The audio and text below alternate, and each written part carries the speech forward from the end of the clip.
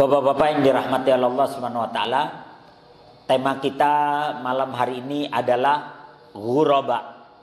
Ya, orang-orang yang asing atau orang-orang yang berbeda dengan kebanyakan orang yang lainnya. Ya, ghuraba. Dalam sebuah hadis yang diriwayatkan oleh Imam Muslim, Rasulullah Shallallahu Alaihi Wasallam bersabda, "Bada'al Islamu ghariban, wa sayaudu ghariban kama bada'a, fatuba lil ghuraba." Ya, kata Nabi Shallallahu Alaihi Wasallam, "Bada'al Islamu ghariban."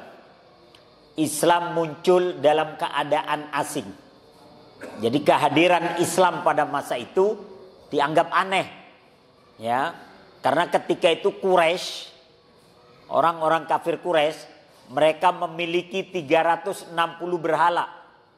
Dan semua berhala itu ada di dalam dan di luar Ka'bah. Tiba-tiba Muhammad Shallallahu Alaihi Wasallam datang dengan mengajak untuk menyembah satu Tuhan, tidak kelihatan pula. Ya, sehingga mereka menyatakan, aneh nih Muhammad. Kita aja 360 Tuhan itu, dia ngajak kita satu Tuhan gak kelihatan pula. Maka dianggap aneh.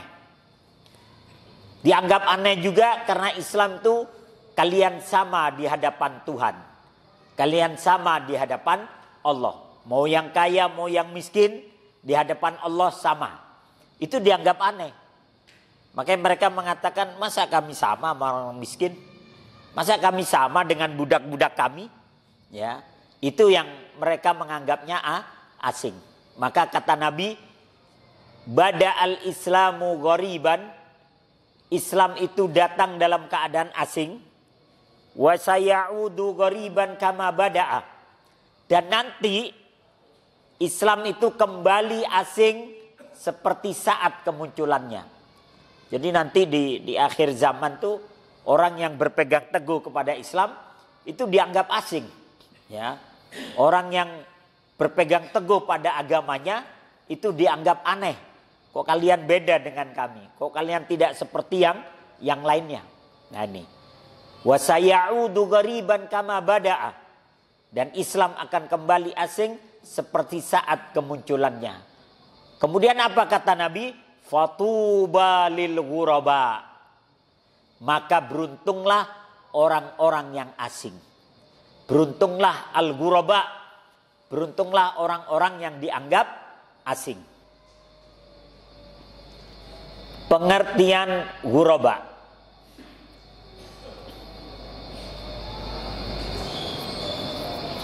Pengertian ghuraba. Ghuraba berasal dari kata ghurbah. Ya, ghurbah. Kata ghurbah terpecah menjadi 3 golongan huruf, ghain, ro, dan ba. Kata ghurbah memiliki beberapa pengertian.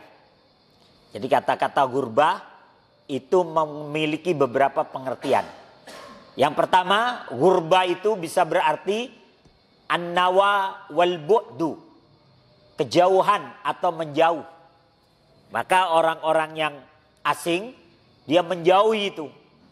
Perkara-perkara yang mungkin banyak dilakukan masyarakat, tapi itu melanggar etika agama. Maka ghurbah menjauh itu dari perkara-perkara yang seperti itu. Atau al-ghurbah itu berarti an-nuzuh anil watan wal igtirab. Ghurbah itu berarti mengasingkan diri dan mengungsi dari tanah air. Ya, ghurbah, mengasingkan diri. Makanya dalam hadis, nanti di akhir zaman, ketika kalian melihat kemungkaran di mana-mana, maka tempat yang menyelamatkan adalah orang-orang yang naik ke atas gunung, membangun kemah-kemahnya, dan menggembalakan kambing di sana. Mereka lebih menyelamatkan. Makanya Pak, ada sebagian orang yang kemudian sekarang tuh kayak di daerah Jogja itu ada namanya Institut Bumi Langit. Jadi membangun komunitas di atas gunung itu Pak. ya, membangun komunitas di atas gunung, ya, bikin listrik sendiri, bikin gas sendiri, bikin kehidupan sendiri, ya. Tiap sholat berjamaah semua berhenti, hadir semua ke masjid, baik itu laki maupun perempuan, ya. Jadi benar-benar gurbah, jauh dari hiruk pikuknya kota, naik ke atas gunung tuh. Ya, nanti memang ada sebagian orang-orang tuh yang memang ingin menyelamatkan imannya, ingin menyelamatkan akidahnya, mereka menyendiri tuh, ya, bikin komunitas sendiri. Kemudian al-gurbah itu bisa berarti al-gharib, yakni orang yang asing, ya. Al-gurbah itu bisa berarti al-gharib atau yakni orang yang asing. Turis itu disebut gharib, ya, gharib atau gurbah atau guroba, turis. Kenapa? Karena turis itu datang sejenak dia akan pergi lagi, datang sejenak dia akan kembali lagi ke negerinya. Itu turis, ya, al-gharib, orang yang asing. Atau al-gurbah itu berarti al-gumudu wal kafa'u wa adamus syuhrah. Atau gurbah itu orang yang samar, orang yang tersembunyi, orang yang tidak populer, ya, orang yang tidak populer, orang yang tidak terkenal, ya. Atau al-gurbah itu berarti ad-dihabu wat tanahi aninas, ya. Al-gurbah itu bisa berarti menghindar dan berpaling dari kebanyakan orang.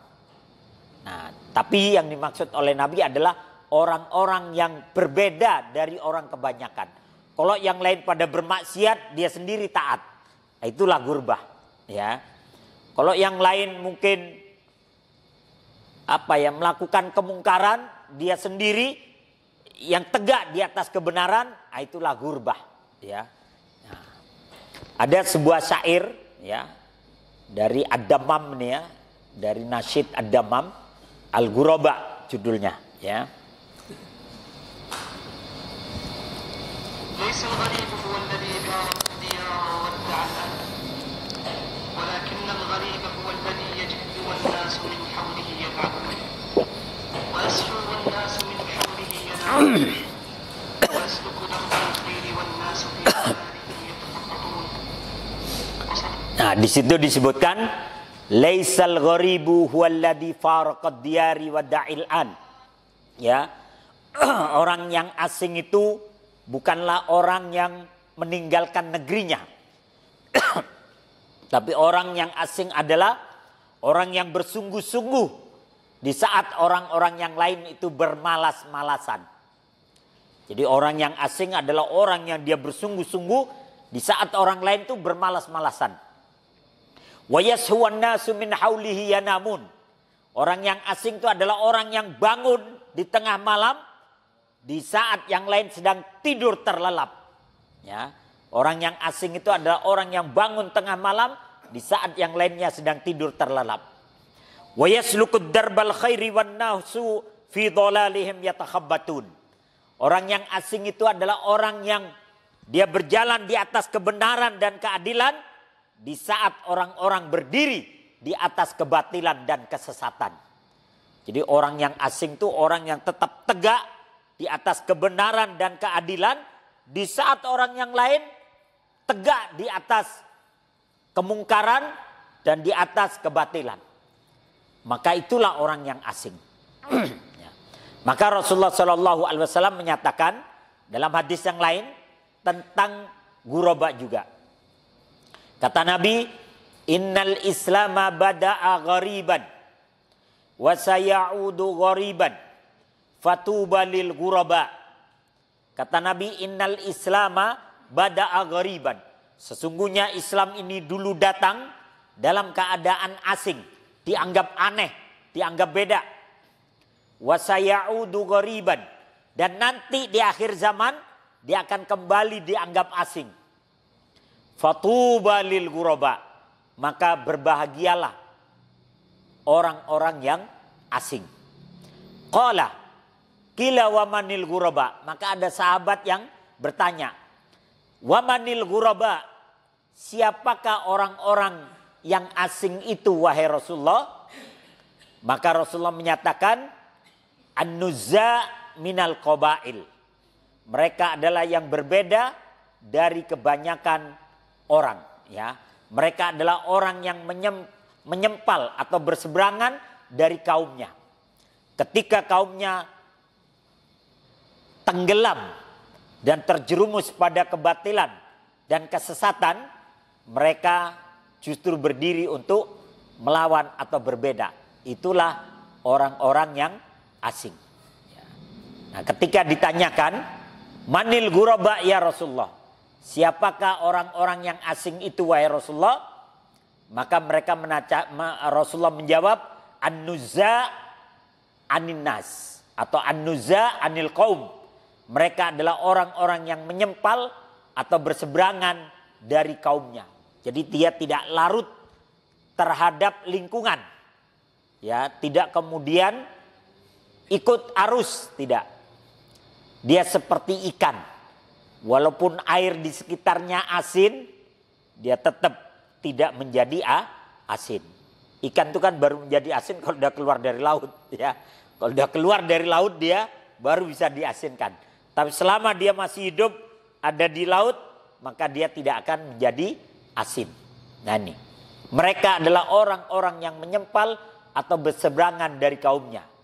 Hadis riwayat Imam Ibnu Majah, Imam Ahmad, Ad-Darimi. Dan hadis ini disahihkan oleh Syekh Nasruddin Albani. Jadi ghuraba, mereka adalah yang dianggap aneh atau asing. Ya, ini di Jerman. Di Jerman ketika kaum muslimin melaksanakan sholat duhur berjamaah. Karena tidak ada masjid, mereka sholat di dekat parkiran mereka.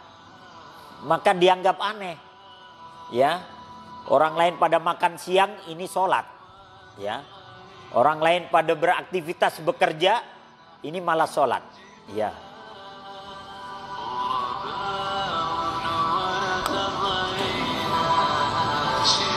Di Jerman, ya.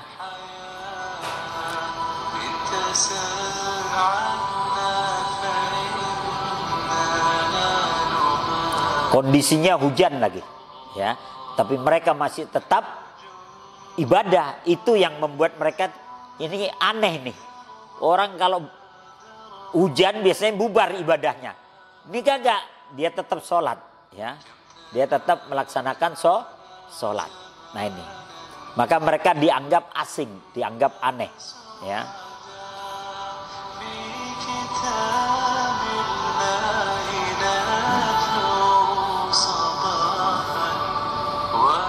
Tapi sekarang alhamdulillah Islam itu sudah menyebar, ya, ke penjuru dunia. Dan itu sesuai dengan hadis Nabi, la yablughanna hadal amr ma balaghal lailu wan nahar. Agama ini akan menyebar sejauh jarak yang bisa ditempuh oleh malam dan siang, ya. Wala yatrukullahu min madarin wala wabarin illa adkhalahullahu hadaddin. Dan tidaklah Allah meninggalkan rumah-rumah di kota-kota besar atau bahkan di pelosok-pelosok desa kecuali agama ini masuk ke dalam rumah tersebut. Nabi tidak pernah bicara tentang HP. Nabi tidak pernah berbicara tentang Android. Nabi tidak pernah bicara tentang iPhone. Nabi tidak pernah bicara tentang Apple media sosial. Apakah itu? Tapi ternyata Islam itu masuk ke rumah-rumah mereka melalui ini, Pak. Ya, banyak orang-orang yang cuman mendengar dakwah cuman 1 menit, penasaran lagi dia cari lagi, penasaran dia cari lagi, sampai akhirnya dia masuk Islam. Ya, ini yang disebut oleh Nabi bahwasanya agama ini akan menembus jarak sejauh jarak yang bisa ditempuh oleh malam dan siang. Dan tidak ada rumah-rumah di perkotaan atau bahkan di pelosok-pelosok desa kecuali agama ini akan masuk ke dalam rumah tersebut. Ternyata melalui ini. Nabi nggak pernah bicara HP, tapi melalui ini semua masuk dakwah itu. Ya, dakwah itu Kan banyak dakwah itu Pak ya. Kalau di TikTok tuh kurang dari 1 menit. Kalau di YouTube mungkin bisa 1 jam, bisa 30 menit. Kalau di Instagram mungkin bisa 1 menit. Tapi 1 menit itu membuat orang kadang tergugah. Orang lihat dakwah 1 menit, dia penasaran tuh. Dia akan cari lagi, dia akan cari lagi. Sampai akhirnya hidayah itu udah datang. Ya. Nah ini. Jadi ini di Jerman dan sekarang di tempat-tempat lain sudah luar biasa. Bahkan saya lihat di media sosial itu Vladimir Putin yang dulu menjadi musuhnya Suriah, kemarin dia menerima Ahmad Al-Bashar ya. Ahmad Al-Bashar kalau nggak salah, presiden Suriah ya. Dulu itu presiden Suriah dihargai $1 miliar kepalanya. Dulu diburu dulu, ya. Dulu diburu dia. Bahkan kepalanya dihargai $1 miliar. Musuhnya Amerika. Bahkan dia ada seorang jenderal Amerika yang memburu dia. Tapi hari ini dia jadi presiden, jenderal Amerika yang dulu memburu dia justru menjadi orang yang mewawancarai dia, ya. Dan sekarang Putin yang tadinya menjadi musuhnya Suriah datang kemarin itu, ya. Menerima kedatangan presiden Suriah. Yaitulah dunia, ya. Allah bisa membolak-balikkan sesuatu yang tadinya dimusuhi bisa jadi kemudian diterima, ya. Yang tadinya diburu dengan harga $1 miliar kemudian menjadi orang yang disegani. Yaitulah Ahmad siapa namanya? Ahmad bukan Bashar al-Assad. Ahmad al-Sarraj ya. Ahmad al-Sarraj ya. Ahmad al-Sarraj ya. Ahmad al-Sarraj luar biasa itu. Dan dia tegak itu ya. Di hadapan Putin dia nggak ada nunduk-nunduk itu. Ya, tegak dia seperti kehormatannya sebagai seorang mukmin. Justru Putin yang agak gimana ya, dulu ini musuh kita kok sekarang kita harus menerimanya. Ya itulah ya. Kalau Allah mau merubah sesuatu sangat mudah ya. Ya, Ahmad al-Sarraj namanya. Kemudian dalam hadis yang lain Rasulullah SAW menyatakan, "Innad dina bada'a ghariban wa yarji'u ghariban. Fatuba lil ghuraba alladzina yuslihuna ma afsadan nas min ba'di min sunnati." Ya. Innad dina bada'a ghariban. Sesungguhnya agama ini dulu datang dalam keadaan asing. Wa yarji'u ghariban, dan nanti akan kembali dianggap asing. Fatuba lil ghuraba, maka berbahagialah orang-orang yang asing. Siapa mereka? Alladzina yuslihuna ma afsadan nas. Mereka adalah orang-orang yang tegak di atas kebaikan dan kebenaran di saat orang lain rusak. Min ba'di min sunnati, di saat orang lain merusak sunnahku, ya. Di saat orang lain merusak sunnahku, ya. Ada yang bertanya, manil ghuraba ya Rasulullah, siapa mereka ya Rasulullah? Mereka adalah orang-orang yang selalu memperbaiki, melakukan kebaikan di saat manusia merusak sunnahku. Jadi kita harus bersyukur kalau ada saudara-saudara kita yang tetap menjaga sunnah, menjaga kemurnian agama ini, ya, melalui Al-Quran dan hadis, melalui ijma para ulama ataupun kiasnya para ulama, ya. Kita harus berterima kasih kepada mereka yang tegak di atas sunnah, ya. Mereka disebut nasirus sunnah, mereka adalah para penolong sunnah. Makanya Kiai Haji Ahmad Dahlan, misi beliau itu adalah memberantas TBC waktu itu, ya, tahayul, bid'ah dan khurafat. Memang tantangannya luar biasa, tapi beliau berhasil.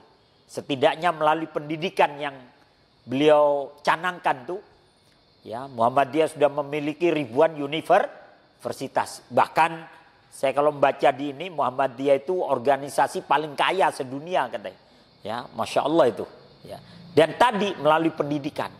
Dan di setiap sekolah-sekolah Muhammadiyah pasti ada pelajaran kemuhammadiyahan. Ya. Setidaknya orang akan tahu, oh inilah misi dari orang-orang yang ingin menegakkan sunnah, kembali kepada ajaran Rasulullah Shallallahu Alaihi Wasallam. Walaupun kita tetap menghormati perbedaan pendapat, karena yang namanya dalil itu banyak, ya, yang namanya dalil itu banyak. Nah ini, jadi mereka adalah orang-orang yang selalu melakukan kebaikan di saat orang-orang merusak sunnahku. Ya. Nah, mereka adalah generasi Ghuraba. Ya, ini ketika pasukan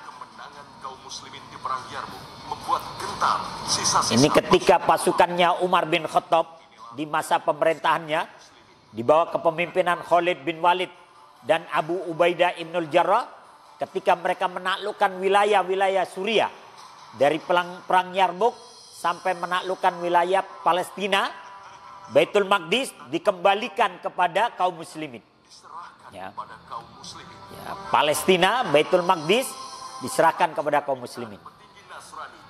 Dan ketika itu Umar datang ke Al-Quds dengan kesederhanaannya Umar, dengan baju yang tembelan, Pak. Ya.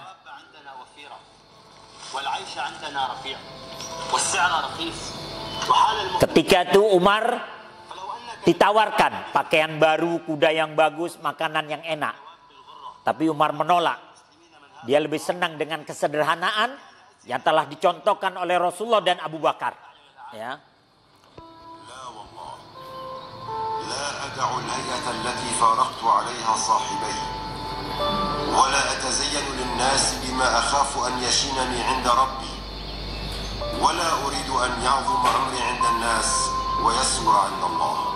Kata Umar, aku tidak ingin tampak gagah di hadapan manusia, tapi rendah di hadapan Allah. Ya. Nah, ketika itu Abu Ubaidah Ibnul Jarrah dijadikan panglima tertinggi dan dijadikan gubernur Palestina. Tapi dia kehidupannya sangat-sangat sederhana. Ya. Maka Umar menangis ketika melihat rumahnya Abu Ubaidah Ibnul Jarrah. Rumah yang sangat-sangat sederhana. Ya. Sehingga Umar mengatakan, kenapa kau tidak mengambil bagianmu dari dunia? Ya.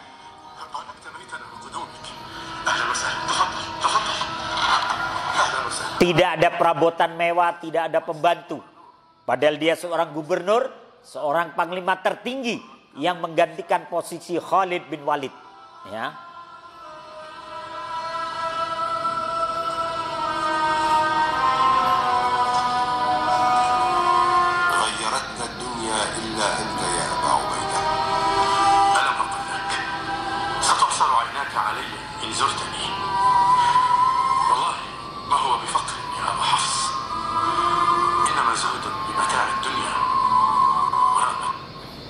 Ya, ketika Abu Ubaidah Ibnul Jarrah ditanya, kenapa kau tidak mengambil bagianmu dari dunia? Ya, kata dia, aku lebih senang dengan kesederhanaan. Ya. Bahkan dalam riwayat yang lain disebutkan, aku khawatir kalau aku mengambilnya sekarang banyak-banyak, aku khawatir jatahku di akhirat akan dikurangi oleh Allah. Itu jawabannya Abu Ubaidah Ibnul Jarrah. Ya, itulah sahabat. Kalau kata orang, siapa yang mengambil banyak, berarti dia akan berdiri lama di depan kasir. Ya, kalau kita ngambil terlalu banyak, kita akan berdiri lama di depan kasir. Tapi ini bukan tentang belanja, ini tentang kita dihisap nanti pada hari kiamat. Ya, nah ini.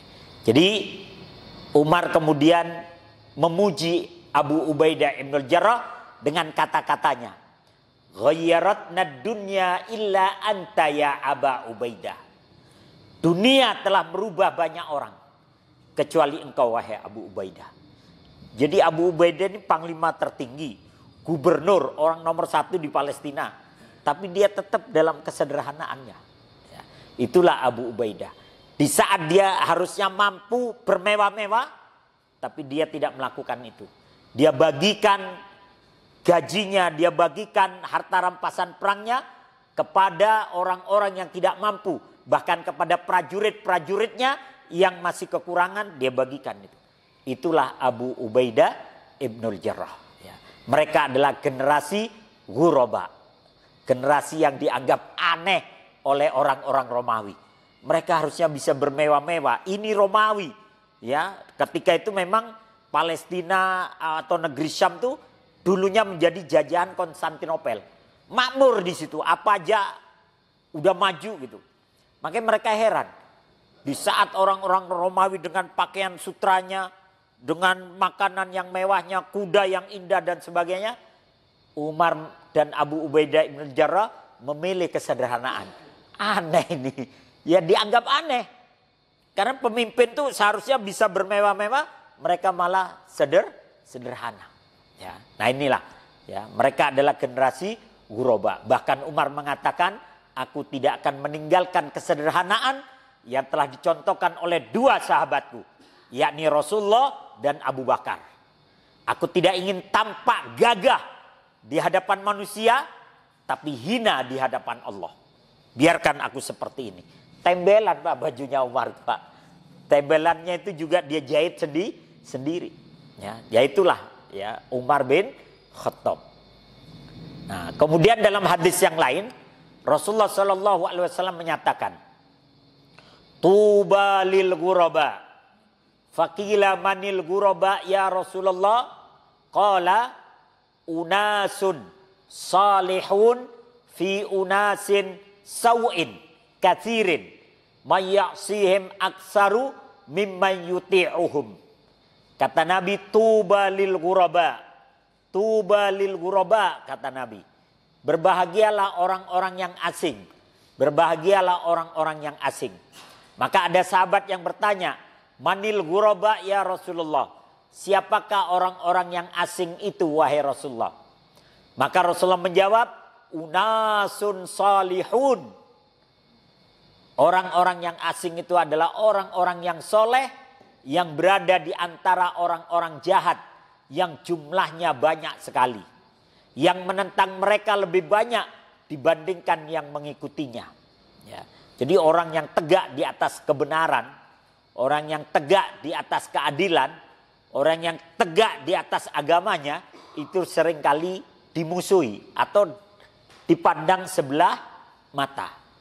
Ini aneh ini enggak kayak kita ini aneh. Nah seperti itulah. Nah ini, jadi orang-orang yang soleh yang berada di antara orang-orang yang buruk, yang jumlahnya banyak sekali, yang menentang mereka lebih banyak lagi dibandingkan dengan yang mengikutinya. Hadis diriwayatkan oleh Imam Ahmad, ya, dan disahihkan, dihasankan oleh Syekh Syu'aib Al-Arnaud. Kemudian ada yang bertanya lagi, faqila ya Rasulullah, wa man ladina yuslihuna al-ghuraba? Qala inda fasadin nas. Ya. Ada yang bertanya lagi, siapakah orang-orang yang asing itu wahai Rasulullah? Orang-orang yang selalu memperbaiki, orang-orang yang selalu menegakkan amar ma'ruf nahi mungkar, ya. Orang-orang yang selalu memperbaiki atau menegakkan amar ma'ruf nahi mungkar di saat manusia dalam keadaan rusak. Merekalah al-ghuraba. Ya. Jadi kalau ada yang berani beramar ma'ruf nahi mungkar di saat orang-orang dalam keadaan rusak, ya itulah al-ghuraba. Orang yang asing. Ya. Hadis riwayat Imam Tabrani dengan periwayatan yang sikoh. Ya. Kemudian dalam hadis yang lain, Rasulullah Shallallahu Alaihi Wasallam mengisyaratkan tentang bagaimana nanti orang-orang yang asing itu, yang berpegang teguh pada agamanya itu, seperti menggenggam bara, ya, seperti menggenggam bara. Kata Nabi, sayati zamanun ala ummati al-qabidu bid-din kal-qabidi alal jamrah. Kata Nabi SAW, akan datang satu zaman pada umatku, al-qabidu bid-din, orang-orang yang berpegang teguh pada agamanya, itu seperti memegang bara api. Ya, hadis riwayat Imam Tirmidzi. Ibarat bara, Pak, arang yang dibakar kemudian menyala menjadi merah, ya itulah bara, jamroh. Nabi menyebutnya dengan bahasa jamroh. Orang yang berpegang teguh pada agama, orang yang sedang menggenggam jamroh, dia butuh pada jamroh itu karena kepentingan dia harus pegang tuh. Tapi kalau dibuang, dia kehilangan baranya. Kalau dipegang terus terasa panas. Seperti itulah nanti kondisi orang yang berpegang teguh pada agamanya. Ya. Tidak sedikit yang mencibir, tidak sedikit yang menghina, tidak sedikit yang menentang.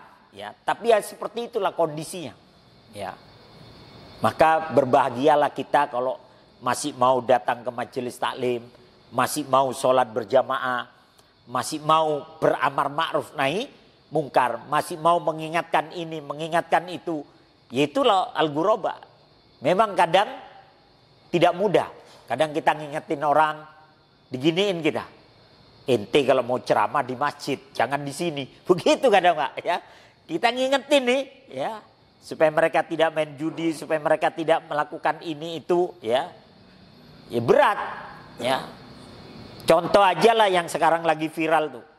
Ada guru gampar muridnya karena merokok, ya. Gurunya diperkarain, ya, dilaporin. Malah siswanya pada mogok semua, ya.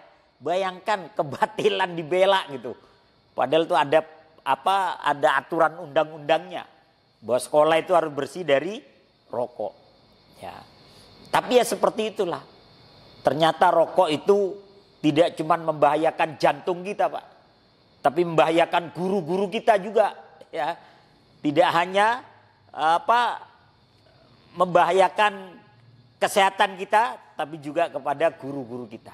Ya seperti itulah. Tapi alhamdulillah rupanya kekuatan netizen ini luar biasa. Akhirnya laporannya dicabut juga. Ya.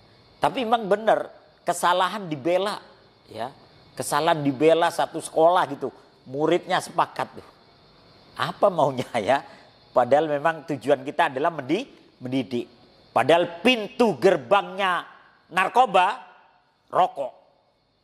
Ya, pintu gerbangnya narkoba itu rokok. Ini alhamdulillah jamaah di sini nggak ada yang merokok nih.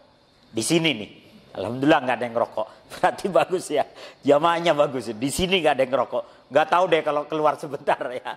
Nah, ini. Tapi subhanallah, ya itulah ghuraba, dia adalah orang-orang yang senantiasa menegakkan amar ma'ruf nahi mungkar. Maka berdasarkan hadis-hadis di atas, maka makna ghuraba adalah yang pertama, mereka yang berseberangan dari kaumnya atau dari mayoritas masyarakat. Tapi maksudnya berseberangnya bukan perkara yang batil, Pak. Maksudnya bukan kita batil sendirian. Tapi kita benar di saat semuanya tersesat, kita yang tidak tersesat. Maksudnya itu, ya. Wa yashu wan nasu min haulihim yanamun. Mereka yang tetap bangun di saat orang lain tertidur lelap. Wa yaslukud darbal khairi wan nasu fi dhalalihim yatakhabbatun. Ghuraba itu adalah orang yang tetap tegak di atas jalan kebenaran di saat yang lain tersesat dalam keburukan, ya. Hadis riwayat Ibnu Majah, Ahmad dan Ad-Darimi.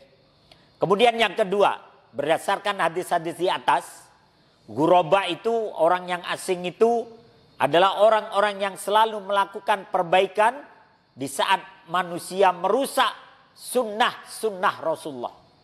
Jadi orang-orang yang berusaha menjaga sunnah, berusaha menegakkan sunnah, mereka lah al-ghuraba. Ya, harusnya kita berterima kasih kepada mereka. Ya, kita berterima kasih kepada mereka.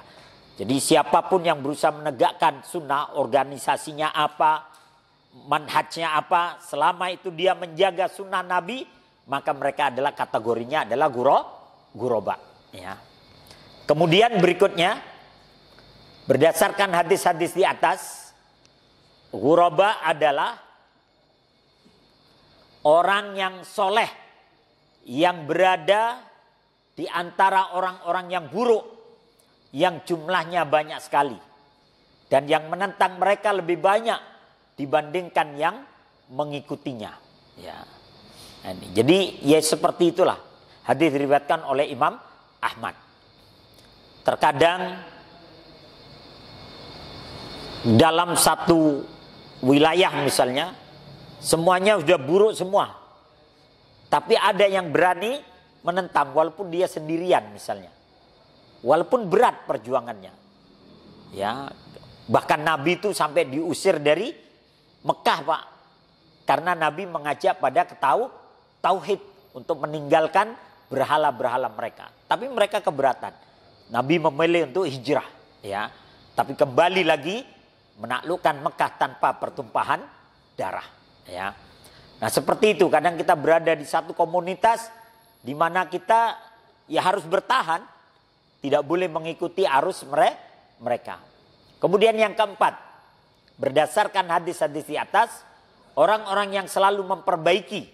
Jadi al-ghuraba itu adalah orang-orang yang selalu memperbaiki, melakukan amar ma'ruf nahi mungkar di saat manusia dalam keadaan rusak. Dan memang hanya generasi-generasi ghuraba lah yang mampu memikul tanggung jawab yang besar. Ketika Nabi SAW menyatakan begini, lataftahuna Konstantinia fala ni'mal amiru amiruha wala ni'mal jaisu jaisuha. Kalian pasti akan menaklukkan Konstantinopel. Yang menaklukkan adalah sebaik-baik pemimpin, dan yang menaklukkan adalah sebaik-baik pasukan. Maka berusaha para sahabat itu menaklukkan Konstantinopel setelah wafatnya Nabi. Tapi memang takdir harus berjalan agak lamban dan sesuai dengan ketentuan Allah. 820 tahun kemudian muncul seorang anak muda, ya, namanya Muhammad Al-Fatih Murad. Di usianya 7 tahun, di saat anak-anak yang lain asik bermain, dia mengaji. Di saat anak-anak lain bermain, dia belajar sejarah. Bahkan gurunya selalu mengingatkan, ya, kau harus bisa menaklukkan Konstantinopel. Maka di usia 7 tahun Al-Fatih itu ditanya, apa cita-citamu? Kata dia, saya ingin mewujudkan mimpi Rasulullah SAW menaklukkan Konstantinopel, negara yang sudah berdiri lebih dari 3000 tahun lamanya. Maka di usianya 14 tahun dia tidak pernah meninggalkan sholat berjamaah. Di usianya 14 tahun dia tidak pernah meninggalkan puasa sunnah Senin dan Kamis. Di usia 14 tahun dia tidak pernah meninggalkan sholat malamnya. Di usia 14 tahun dia mulai mempelajari kemiliteran. Di usia 14 tahun dia mempelajari 6 bahasa. Di usia 14 tahun mulai dia mempersiapkan menciptakan meriam bersama para ahlinya. Ya, karena dia tahu tembok Konstantinopel itu tebal. Maka harus dihajar dengan meriam. Itu pun juga dihajar berkali-kali, ditembel lagi. Maka di usianya 19 tahun dia diangkat jadi khalifah. Maka misi pertama dia bawa pasukannya menaklukkan Konstantinopel. Tapi gagal. Kenapa? Karena lautan Konstantinopel dikasih rantai-rantai itu. Sehingga kapalnya pada nyangkut. Dia kembali, ya. Dia sempat kecewa, tapi semangatnya tetap ada. Di usia 21 tahun dia bawa lagi pasukannya. Kali ini kapalnya tidak lewat lautan, melewati perbukitan sejauh 6 km. Dan itu dianggap ide gila. Ya, dan itu dianggap strategi perang yang paling jitu yang dipuji oleh para jenderal-jenderal baik itu di Islam maupun di luar Islam. Akhirnya Konstantinopel jatuh ke tangan kaum muslimin. Ketika dia mau berangkat ke Konstantinopel, dia kumpulkan pasukannya. Dia mengatakan, siapa yang tidak pernah meninggalkan sholat berjamaah kecuali karena halangan atau sakit, maka mulai yang lain pada duduk, hanya sedikit. Siapa yang tidak pernah meninggalkan puasa sunnah Senin dan Kamis, mulai banyak yang duduk. Siapa yang tidak pernah meninggalkan sholat tahajud, mulai semuanya duduk, tersisa dia sendiri. Ya, dia tidak pernah meninggalkan sholat malam. Jadi untuk misi menaklukkan Konstantinopel, memang dia persiapkan dari dirinya sendiri. Ya, dari dirinya sendiri. Maka akhirnya dia berhasil menaklukkan Konstantinopel. Dan kemudian Konstantinopel diganti menjadi namanya Istanbul, kota Islam. Yang sekarang diganti namanya menjadi Istanbul. Itulah generasi-generasi ghuraba yang mereka berbeda dari kebanyakan orang. Mudah-mudahan ini manfaat, mudah-mudahan kita menjadi salah satu ghuraba, ya. Mudah-mudahan kita menjadi orang-orang yang baik di saat orang-orang yang lain menjadi tidak baik. Itu aja yang dapat kami sampaikan. Mari kita tutup dengan hamdalah dan doa kafaratul majlis. Alhamdulillahirabbil alamin. Subhanakallahumma wa bihamdika asyhadu an la ilaha illa anta astaghfiruka wa atubu ilaik. Assalamualaikum warahmatullahi wabarakatuh.